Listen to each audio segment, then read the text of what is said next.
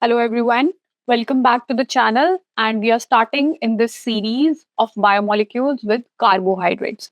So, carbohydrates are one of the four major types of biomolecules essential for life. And these four major types of biomolecules include carbohydrates, proteins, we have lipids, and we have nucleic acids. So these are the four major biomolecules, and we are discussing carbohydrates in this particular lecture.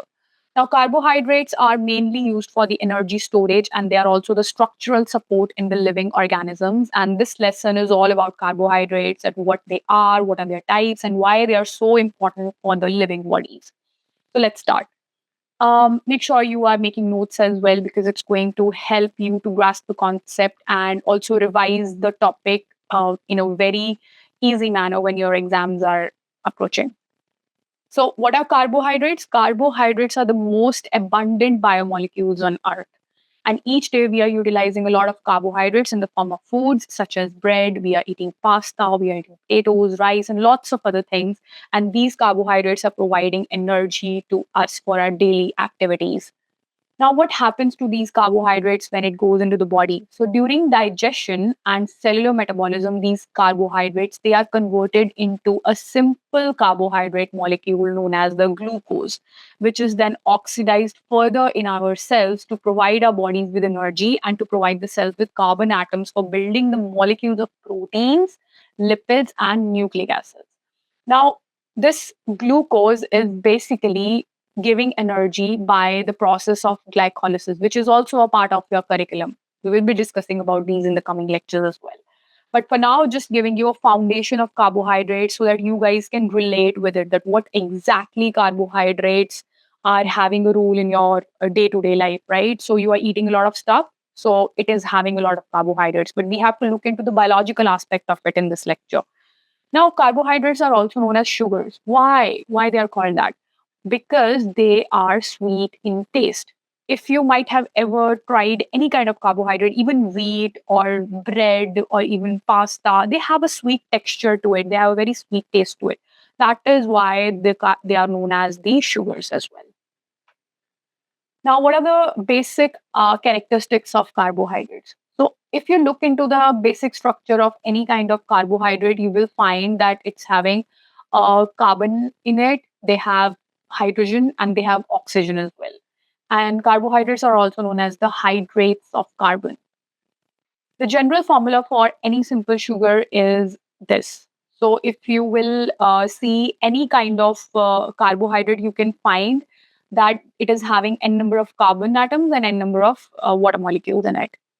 And the basic definition of carbohydrates is that these are the polyhydroxyaldehydes and ketones, which means that whenever you will look onto the structure of a carbohydrate, you will find multiple hydroxy groups, that is the OH groups. And along with these multiple OH groups, you will find either an aldehyde group present on it or you will find a ketone group on it, right? So that is what carbohydrate definition is. Now, looking onto the different classes of carbohydrates. So, to understand the carbohydrates or any kind of biomolecule or any kind of biological molecule, you will see that they have been classified into certain categories to understand their properties in a better way. So that we can analyze their functions also. So, the different classes of carbohydrates include number one, we have monosaccharides, then we have disaccharides, we have oligosaccharides, and we have polysaccharides. Some of the books also contain only three categories monosaccharides, disaccharides, and polysaccharides, but some books you will find four categories. So, it doesn't matter, you just have to understand the concept. So, the first class is monosaccharides. Now, what are monosaccharides? These are the smallest unit of a carbohydrate, right? And monosaccharides mean that they cannot be broken down into smaller units by hydrolysis. So if you will take a long carbohydrate chain and you will start breaking it into the smaller components, you will find that monosaccharide is the smallest component. And sometimes these are also known as the simple sugars. So this is the smallest unit of carbohydrate. Always remember. What is disaccharide? Disaccharide is basically the molecule of carbohydrate that is formed by joining two monosaccharide units, right? So this means that the disaccharide can be broken down into two individual monosaccharide units. Third is oligosaccharide. So any kind of carbohydrate that is having 3 to 10 monosaccharide units present in its structure, that will be known as the oligosaccharide. So any carbohydrate that has 3, 4, 5, 6, 7, 8, 9, or 10 monosaccharide units present in its structure would be referred to as oligosaccharides. And lastly, we have polysaccharides. So any kind of carbohydrate that has more than 10 monosaccharide units in its structure is classified as polysaccharides. Now, all of these classes have their own different kind of functions. So let's start with each of the class. So the first class is the monosaccharide. As I told you that monosaccharide is the simplest form of carbohydrate. That's why it's also called simple sugar. So there are two types. First is aldose and the second is ketose. Aldose basically means that it is a monosaccharide that is having an aldehyde group present in its structure. And ketose, on the other hand side, is the monosaccharide that has a ketone group in its structure, right? So if it has aldehyde group, it's called aldose. And if it is having a ketone group, then it is a ketose. And we have several examples for that. The aldose's example includes glucose and galactose. As you can see here, that glucose is a 6-carbon molecule. You can see 1, 2, 3, 4, 5, and 6. It's also having multiple OH groups on its structure, as we just saw in the previous slide, that carbohydrates are the polyhydroxyaldehydes or ketones. So you are seeing that the structure of any kind of carbohydrate that you will see, it's having multiple OH groups on its structure. And here we are looking at the example of glucose. So it's having multiple OH groups, which is the hydroxy groups, right? So multiple hydroxy groups are present. And apart from that, there is an aldehyde group. So this is an example of aldose, right? So this is the structure of glucose. This is the structure of galactose. Now, glucose and galactose are very similar in structure, apart from one difference, and that is around the carbon number 4, where the orientation of the hydroxy group and the hydrogen atom is opposite around this 4th carbon atom. That is the only difference in the structure of both of these monosaccharide units. And the third example is that of a fructose. So fructose is basically having a ketone group present. Here, if you can see, so that is why this will be referred as a ketose. So these were the examples of monosaccharides, and these are the simple sugars. Now, when we go on to the further classes of the carbohydrates, these simple monosaccharides are the basic components of those complex carbohydrates. So just going on to briefly onto the different properties of the monosaccharides. So talking about glucose, these are the building blocks of complex carbohydrates. And these are also the components of the next class, that is the disaccharide. And these examples include sucrose, maltose, and lactose. And these monosaccharides are also found in the polysaccharides, such as starch, cellulose, and glycogen. Why? Because these are the simple ones, these are the smaller ones. So these are going to be found in all the other complex classes of the carbohydrates as well. Talking about the fructose, so fructose is basically the next class of carbohydrates, and these are the sweetest of all the carbohydrates. And if you have ever eaten fruits, so all the fruits, they are very sweet in taste. Why? Because they have fructose present in it. And these are the component of the disaccharide sucrose. Fructose is a keto sugar, which means that it is having a ketone group present on it. The next one is galactose. Now, the galactose is found in the disaccharide lactose. Now, lactose is found in milk. Also, you might have heard that a lot of people, they suffer from lactose intolerance. That is because in case of those kind of people, this sugar is not able to be digested because of the absence of an enzyme called lactase. This is just an extra information I tried to give you here. And the galactose is also found in the cellular membranes of the brain and nervous system. And galactose is the C4 epimer of glucose, which means that around the carbon number 4, the orientation of the hydroxy and the hydrogen atoms is opposite. Now, the structure that you are seeing here is the cyclic structure. There is no difference. Everything is same. This is just the straight chain form, and this is the cyclic form. So here is a task for you. You guys can pause here for a while and just look onto the structures of different monosaccharides that I just discussed. These are the common ones, glucose, galactose, and fructose, and just look onto the structures and try to compare how they differ from each other. Just pause it here for a while after you proceed. Now talking about disaccharides. Disaccharides are the carbohydrate molecules which are made up of two monosaccharide units. The first example includes maltose, and maltose is the disaccharide which is used in cereals, candies, and the brewing of beverages as well. And how this disaccharide is formed? This is formed by the combination of two glucose molecules. So, two different glucose molecules they come together and they join by this bond and they form maltose. And this bond that is formed between two monosaccharide units is known as a glycosidic bond or a glycosidic linkage.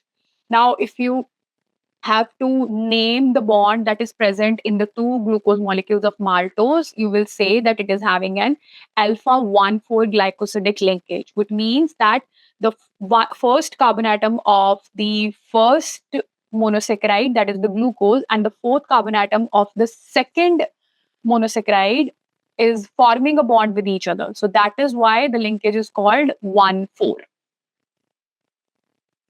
The next example is lactose. Lactose is also called the milk sugar. Now, this is found in the milk and the milk products, and this is formed by the combination of galactose and glucose. So, these are formed by the linkage beta 1,4. Now, you see that there is this kind of bond that is forming between the two monosaccharide units. That's why it's called beta. And the first carbon atom of the galactose and the fourth carbon atom of the glucose is forming a bond. That is why it's the 1,4 linkage. So this is having a beta 1,4 glycosidic linkage. The third example is that of a sucrose. It's also known as table sugar. Now, this is a product of the sugarcane and sugar beets, and it's composed of one glucose and one fructose unit. So when one glucose and fructose bind together, and the linkage so formed is alpha 1,2 linkage, that is known as sucrose, right?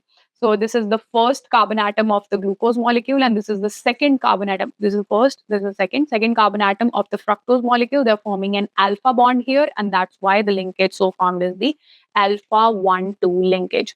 So always remember that in case of maltose, there is an alpha 1,4 glycosidic linkage. In case of lactose, there is a beta 1,4 linkage. And in case of sucrose, there is alpha 1,2 glycosidic linkage. Now, the last class we are going to talk about is the polysaccharides. Now, polysaccharides are the carbohydrates that are formed of more than 10 monosaccharide units, and they are also called glycans, just in case you find it in any of the exams in your future. So the polysaccharides are further of two types. One is homopolysaccharides and the second one is the heteropolysaccharides. Homo means same, hetero means different. So homopolysaccharides are the long chains of carbohydrates that are having the same monosaccharide unit repeating itself. Right? For example, starch, glycogen, cellulose, and pectin. So all of these are having the glucose repeating itself and forming a number of monosaccharides in the long chain.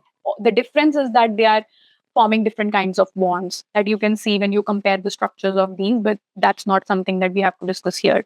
So when the monosaccharide unit is same in the polysaccharide, then that will be known as the homopolysaccharide. Whereas if the monomeric unit is going to be different, then it's going to be called as the heteropolysaccharide. And the examples include hyaluronic acid, chondroitin, and the vegetable gums. So as you can see here, so if you see the linear one, this means that it's not nothing to do with linear actually. It's just that we have an example of how the polysaccharides, particularly the homopolysaccharides, are differing despite having the same monomeric unit. So as you can see, amylose, starch, and glycogen all are having glucose as its monomeric unit, which means that glucose is repeating itself. But how they're differing from each other is in the way the glucose molecule is having the bond formation. So as you can see here, amylose is a straight linear chain kind of structure.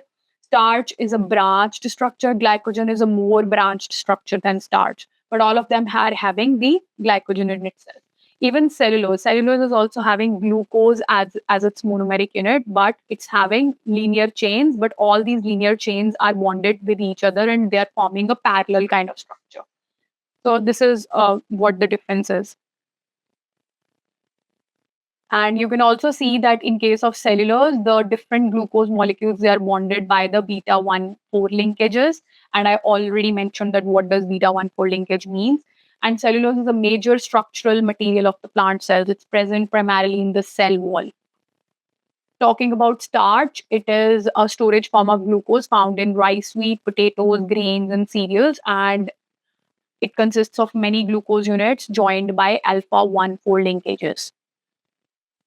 And glycogen is having alpha 1,4 linkages, and at the branch points, it's having alpha 1,6 linkages. And this is also the animal starch. It's a storage form of glucose found in the liver and muscle of the animals, and it contains highly branched glucose units. Now, let's just try to recapitulate everything by discussing the functions of carbohydrates at the end of the lecture. So, functions include that these are the energy source for the organisms, and they're the most abundant dietary source of energy. We are getting about 4 calories per gram of carbohydrate from it. So they are the primary energy sources. They are also the sources of instant energy, and the glucose is broken down by glycolysis Krebs cycle to yield the ATPs. You might have seen that whenever the people are running in the marathon, those sports people, they drink some energy drinks. So those energy drinks are having glucose. So it is giving an instant shock of energy to them so that the body can easily access those carbohydrates, basically the glucose, and oxidize it to form some ATP so that the energy can be fueled with energy to, so that the body can be fueled with energy to perform the further running in the marathon. And it also serves as energy stores, fuels, and metabolic intermediates. And it's also stored as glycogen in animals and plants. In plants, it is starch. In animals, it's glycogen. The carbohydrates are also important for the formation of RNA and DNA in the cell. They are also the structural and protective components of the cells. They are also responsible for the synthesis of fats and proteins, and they're also linked with many proteins and lipids for the cell to cell communication. And that's all. Thank you.